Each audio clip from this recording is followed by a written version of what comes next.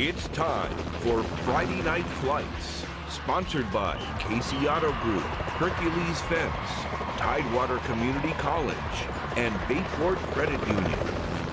The residual effects of Hurricane Helene being felt in the 757. Now, some area teams did postpone their games, but not all of them. A little mud and rain never hurt anyone as we present to you another edition of the longest running high school football show on Hampton Roads, Friday Night Flights. All right, welcome in to the show. The chopper down tonight due to that storm that came through today. Of course, we have to be safe. I'm Craig Loper. He is James Catato. James, we got lucky with having any football today at all. We know Norfolk Public Schools actually canceled after-school activities, but a lot of schools still getting after it tonight. Craig, did you see that mud on that jersey? Too much for me. That's a lot, but you could tell the players embraced the rain and the mud, especially out in Virginia Beach. For our first game of the night, Green Run taking on a down-the-road rival in Kempsville. Downpour at the home of the Stallions. Craig, the players on both sides, they were screaming for joy. They were really locked into this game. If you're a fan of running and defense, the first half was for you. Tristan Williams getting to the running back. Listen, the passing was not working today for either side. You can see this for Kassan Farrar. His pass tipped and intercepted by Jalen Batty. Batty gonna bring it back, get tackled. Kempsville couldn't do much with it, so Green Run gets the ball back. And then it's Batty again, this time blocking a field goal attempt for the Stallions. But that Stallion defense, they were on too, so it was 0-0 heading into the third quarter. That's when the Stallions turned up behind that defense. Emmanuel Taylor with the sack, and that led to this. Charles Jackson takes it himself into the end zone. That would spark the Stallions. They win this one 24-7. This was Green Run's 38th straight Beach District win. Staying at the beach, 3-1 Cox at 1-2 Kellam. Let's go to the first quarter. Cox and White here, fake handoff, and they're gonna pitch it to Rex Miller. And check out Mr. Miller running hard to pick up some solid yards for the Falcons. Same drive, hand it off to Tyree Jeffries. He runs hard, James. He's fun to watch. I mean, watch this. Touchdown, takes a hit on his way to the end zone, stays up. Cox leading 7-0. Second quarter, Cox back with the ball. Max Palmerton gonna keep it, lose our camera for a split second. Big chunk first down run from him. Probably pulled down by his face mask here at the end of this run. Cox would score to make it 14-0. Later, hand it off to Jeffries again. Couple cuts, and he's tackled. That would set up another score that made it 21-0. A little later, Kellam with the ball now. They're trying to get something going, but it's intercepted by Elias Field. Nice run back from him. Cox win big, 42-0. They improved to 4-1 on homecoming night at Kellam. Next week, the Falcons host Ocean Lakes. The Dolphins beat Princess Anne tonight. All right, another one at the beach. The first Colonial High School, the Patriots hosting the Salem Sun Devils, who look like a threat at the beach. However, it was the Patriots who threw a punch trying to get back into this one before halftime. The Sun Devil fumble leads to the scoop and score by Tyson Fisher. This gave the Patriots offense momentum heading into the locker room and cut the deficit to 15. But Craig, what kills offensive momentum? Stifling defense, apparently. That would be correct. Look at Malik Daniels just slicing in off the edge. I mean, the line to quarterback speed is ridiculous, and that would set up their main man at the helm, Scooter Williams. Here he comes. Scooter Williams in the red zone. Williams going to drop back, fire a bullet to Kassir Patterson. That is a strike. Nice snag. You can see him actually slipped there on the turf. It was still that wet. That put the Sun Devils up 29-7, and they kept pouring it on from there. They win 62-7. They'll play Green Run next week at home, and I cannot wait for that That's game. the marquee matchup next week. Landstown trying for back-to-back wins at home against Bayside. Legendary Landstown coach Robert Jackson firing up the troops. First quarter, Landstown airing it out. Zach Ruello with the completion, trying for extra yards, but the ball here comes loose, and the Marlins going to recover it. Look at the mud everywhere. Bayside going to capitalize on that turnover. Big Xavion Guidry. Nice to have a running back like this in the red zone. Takes a hit, no problem. Marlins up 7-0. Go to the second quarter. Landstown putting together a nice drive here. Zahir Simmons following his block through the mud. He had his hand on the back of his teammate. What a run. He's just a freshman. Eagles cap off the long drive with this. Ruello lofts it up to Drace Drakeford. And look at this, another freshman, Drakeford, touchdown. They have a young, talented team, 21-yard strike. Bayside still up 7-6. In the end, it's Bayside that comes away with the win. The Marlins over the Landstown 21-6 for their second win of the season in a hard-fought game at the beach. All right, moving on to the Bay Rivers District, where we had a battle of two undefeated teams. Smithfield bringing a 3-0 record into its game against perennial state title contenders Lafayette. The Rams also coming in with a 3-0 record. Lafayette on their first possession with the ball, and their quarterback, Bomb Hogg, going to hand it off to Braden Smalls. Mr. Smalls doing big things. 69-yard touchdown run. The extra point would be missed. 6-0 on their very next drive. Here it is again. Hogg handed off to Josh Simpson. They got a stable of running backs. He finds a hole up the left sideline. How about a 76-yard house call for the second score of the game? It was 12-0 at that point.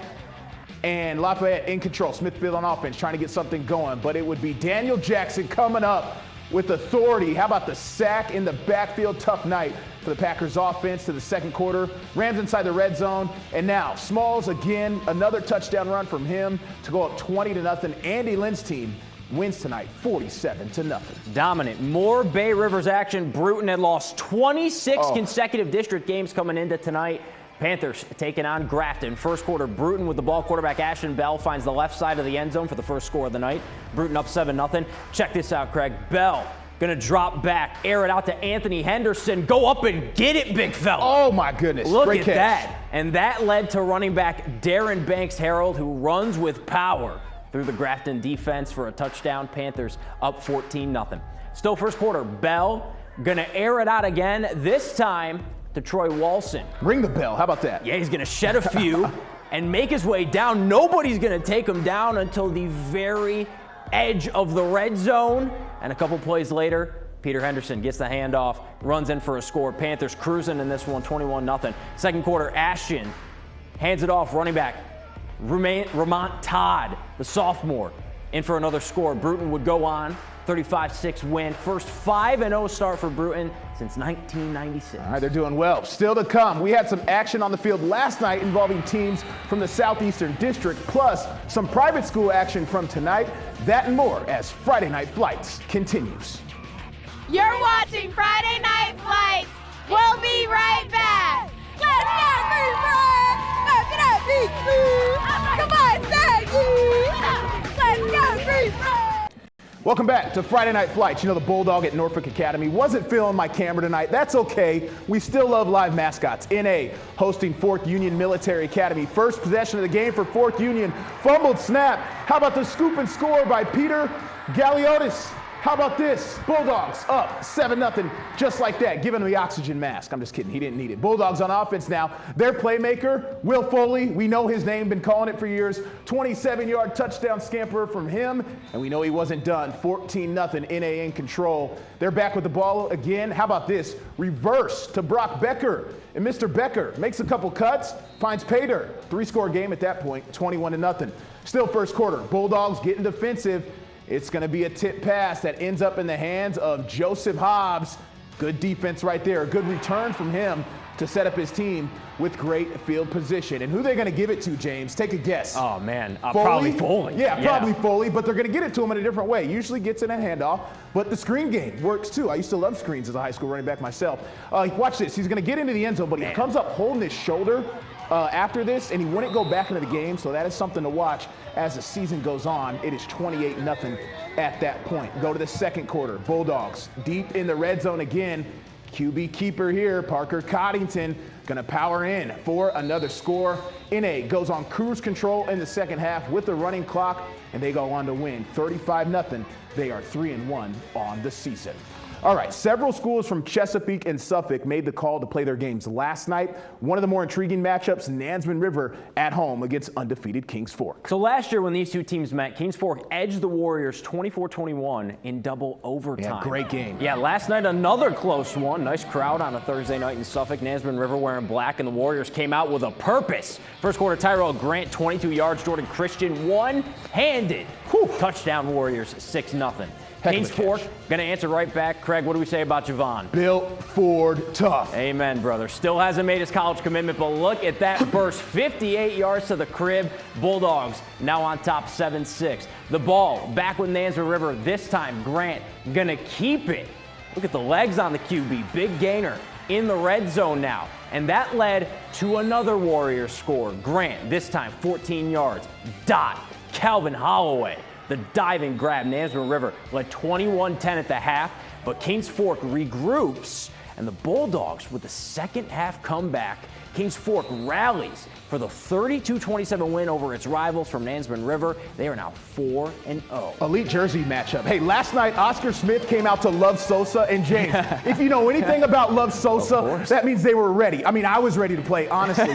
Tigers hosting Grassfield, first quarter. Interception by Jamari DeLoach, their playmaker, the commit to Cincinnati, and a good return isn't enough. He wants 6, he gets 6. The interception return for the touchdown for the first score of the game, 7-0 with more than 8 minutes to play in the first quarter. And then a short while later, watch this, former player of the week, BJ Nesbitt. This is just gross. 4 tackles broken on his way to the end zone. Get off him. Make it 14-0. And I got to show the viewers this again because what a run. This is wild. I mean, look at this. They can't get him. Trucks a guy, shakes another guy, and then kind of stiff-arms one guy off of him. I think we're going to be seeing that on Top 10 next week.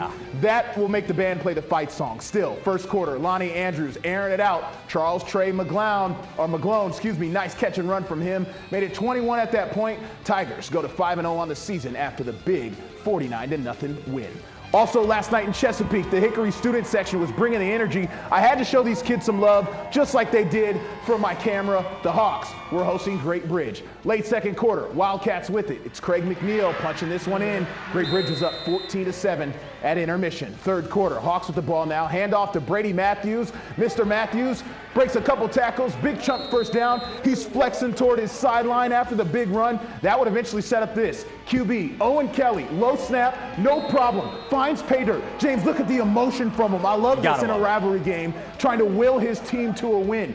This game was a good one. In the end, the Hawks come away with the 1-point victory. Final score was 21-20.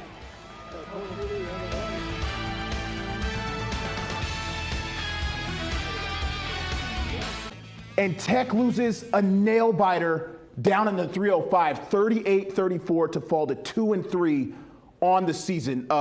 Unbelievable game in college football if you were watching it throughout the night. Yeah. Brent Pry, that one hurts. Yeah, has to. Daquan, though, great effort on that play. Portsmouth kid, the Churchland kid, you love to see that. 50-50 ball. Yeah, 50-50 ball. He started his career at Norfolk State, transferred to Tech a couple years ago.